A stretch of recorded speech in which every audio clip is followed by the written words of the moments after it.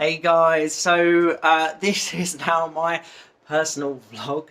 So I have done a separate channel. Enough of you kind of reached out and requested it, and I thought, do you know what? Actually, it's really good for my soul um, to kind of talk about the challenges and the ups and downs, really.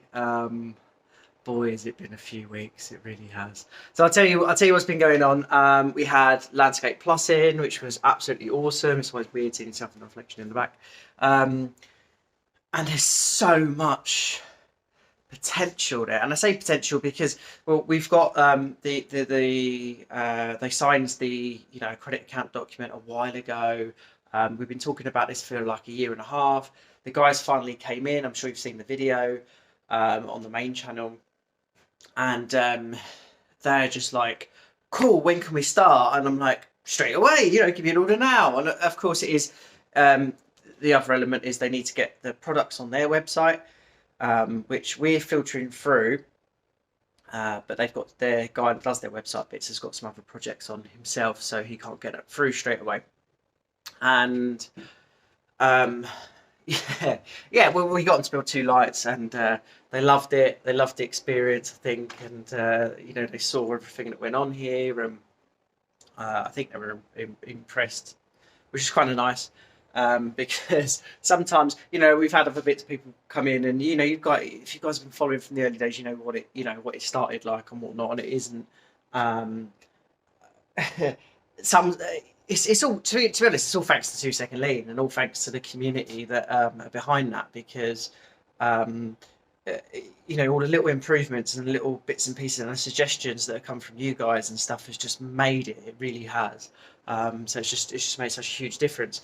Um, yeah, so that's amazing. That's some awesome potential. Potentially, we're selling the 3D printing side off.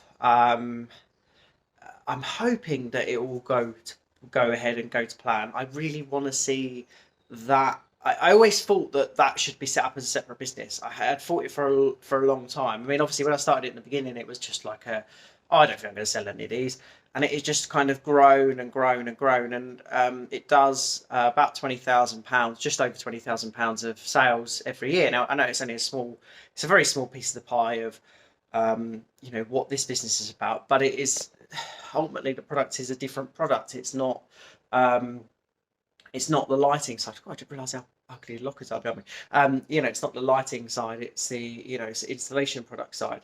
So it deserves its own company and its own space, and I don't have time to push it. And it's got so much potential.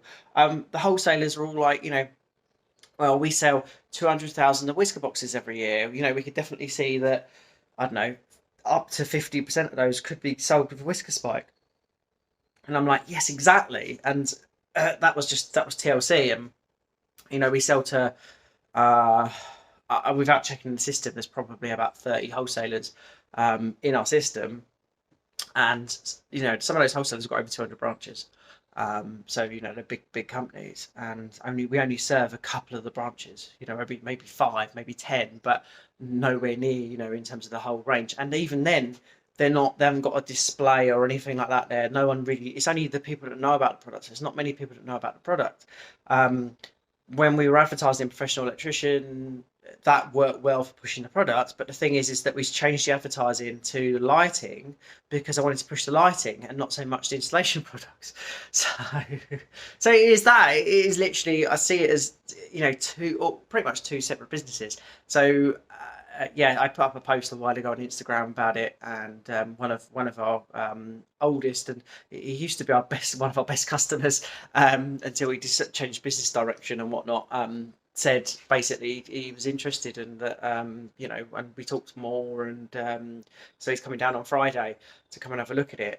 So today I'm going to spend some time procedurizing and just making sure everything's fine tuned, because if he says yes, then obviously he needs it to be easy, and even if he doesn't say yes, it's a great opportunity to try and organize it in such a way that like if say it doesn't, this deal doesn't come off, then I'll just probably end up having to think about, well, maybe you should employ someone else in the company that then actually does, it's just dedicated to Whisker, does the, just does the spikes, does the assembly, does the perimeter repairs, and perhaps does the sales.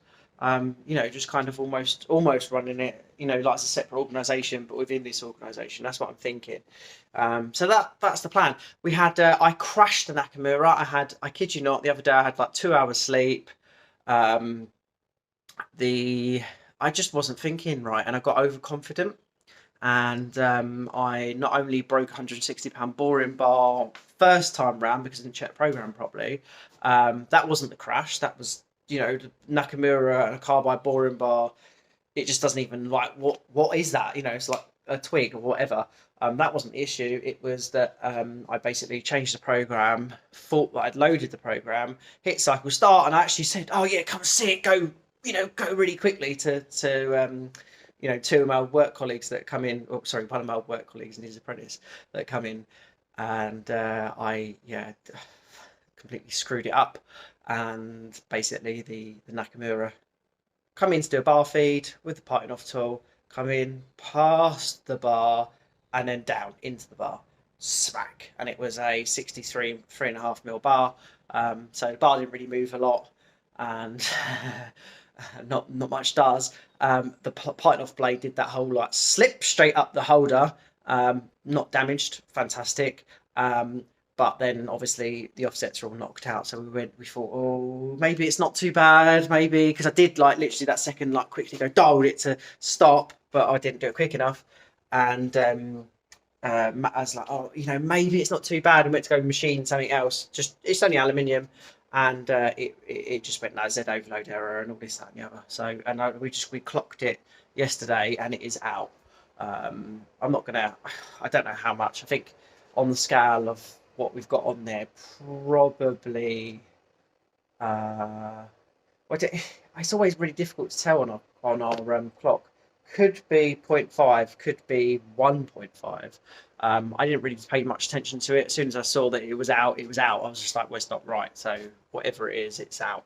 And to be honest, we needed the engineer visit because, well, it got actually it got crashed a little while, a few weeks before that.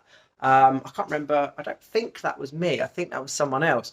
And it's just knocked the y-axis out by like 0.0001, and it was enough that basically now you couldn't actually have the probe in, index the turret, and then touch off another tool. You had to actually, every time you went to index the turret, because you couldn't reference the y-axis properly, you'd have to take the probe out every time you change the tool, which was annoying, but we could live with it. And I was just like, well, I'm not going to pay the cooler, because the thing is that what they charge, they say, oh, we might have an engineer here for 10 hours, and that costs £1,000. Same, it's basically the same rates as Haas. So I went to cry, because financially we aren't in a great place at all.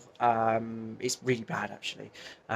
There's no business reserve. There's where our landlords have finally said, yep, we want you to pay the last 2 quarters, i.e. the first quarter up to September and then December quarter. So that's 15.5 grand that I've got to find. And then, we've got wages at the end of the month. Now, wages normally is about 10. I mean, we've dropped 2 members of staff.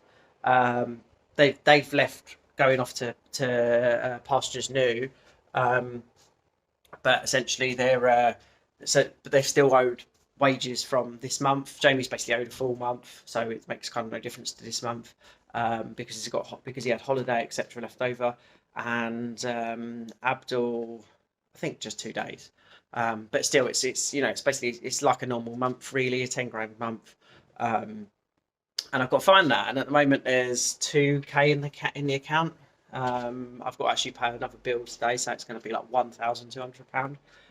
It's an £800 bill, and it's not great. There's lots of people in the pipeline. So I spent all of my morning up to the afternoon just doing sales. trying to see whether or not I could drum up any, any business, persuade any customers to go bring their orders forward. So we've got Nicholson's garden centres, and they the Nicholson's have wanted to do a big stock order, and they said 30-day terms, this, that, and the other, and I basically turned around to them and said, yeah, but if you can do the order before on the 28th or before and pay it, I'll give you a 5% discount.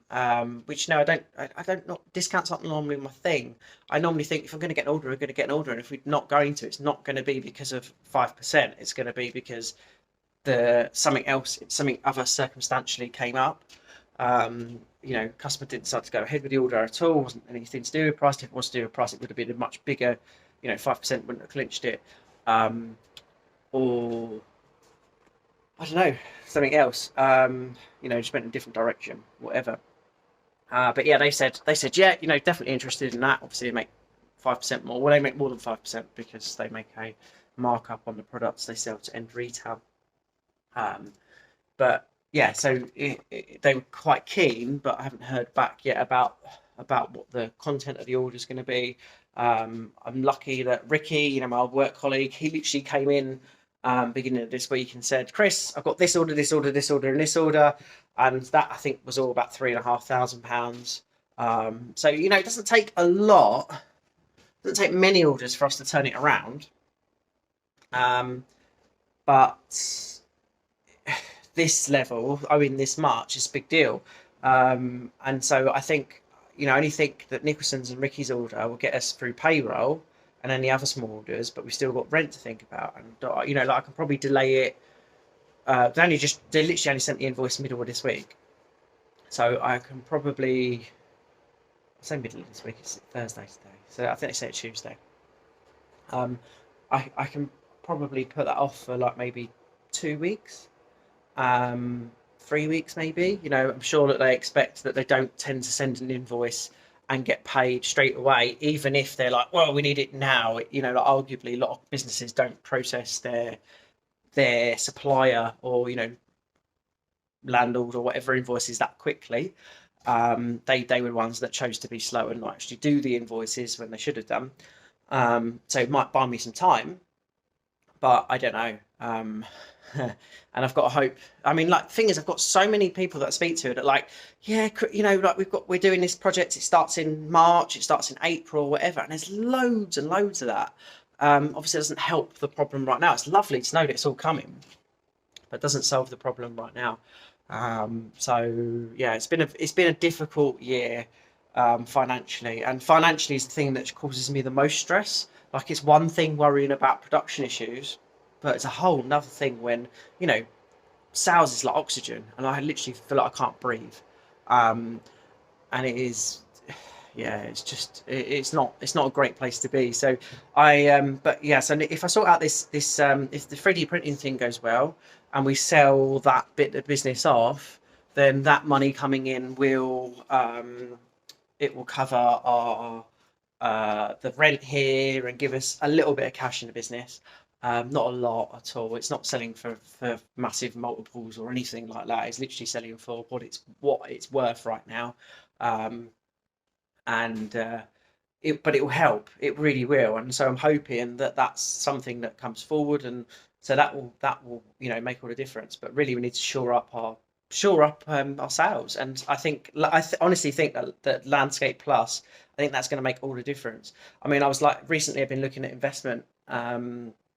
And seeing whether or not maybe we could get an investor involved. And I half thought about turning around to the guys at Landscape Plus and saying, well, is this something that you might be interested in? Because obviously, if they did want to do that and that worked for them, then they've also got an interest in ensuring that they start moving more customers over from Hunza and Luxor and Collingwood to us, because it obviously makes them, more money and actually ensures their investment is worth their time. But at the same time, I'm very reluctant to lose any percentage of the company. I mean, right now I own 100% of it, and it's been my blood, sweat, and literal tears, literal blood as well. But literal tears. I mean, all of it's literal, really, isn't it? I mean, the sweat as well, but the tears. I mean, there has been a lot of tears, and probably too much blood. And I'm really reluctant to release any part of the business because, well, it's my baby. It's like your child, isn't it? It's just like, oh, I just don't want to do it. And, I've invested all this time and this effort and, like to just say, oh, I want, 100K, 200K, whatever it be. I'm like, really, in the grand scheme of things, what is 100K or 200K? Yeah, it's a lifeline. It's, like it aligns everything. It allows you to grow. But, like you could earn that in like, in a brief period of time if you do it all right. But at the same time, I'm appreciative that the sort of money that I've been talking about and the plan that we want to do this year, that could literally be the answer to doing it or not doing it. One, but at the same time, I also feel some future confidence in that we could do it without it. And that's why I kind of planned the way I did. So I don't really know, and I don't know. The guys at Landscape Plus were quite keen to kind of tie us to Landscape Plus, and they're like, oh, we want to be your exclusive distributor and this, that, and the other. And I'm like, like I love their enthusiasm and their confidence on that. But I said to my issue is that you don't ever put all your eggs in one basket. That's just, to me, it's just a standard thing, standard practice in business. If you put your eggs in one basket, you tie yourself to one supplier, all of a sudden that supplier says, yeah, we're not selling your products anymore, we're not going to pay this rate, you're kind of screwed. Yeah, it's not not something I necessarily want to do, but at the same time, if they had investment in it, well, it's in their interest, isn't it, to make sure that it goes really well. I'd love to see your thoughts. Just drop me some, I don't know, probably I'm going to have like 5 of you watching this video, but drop me some thoughts in the comments below. Let me know what you think. And yeah, I won't do any more longer video than that because I mean we're at nearly 17 minutes. So anyway, have a lovely day, guys. See you later.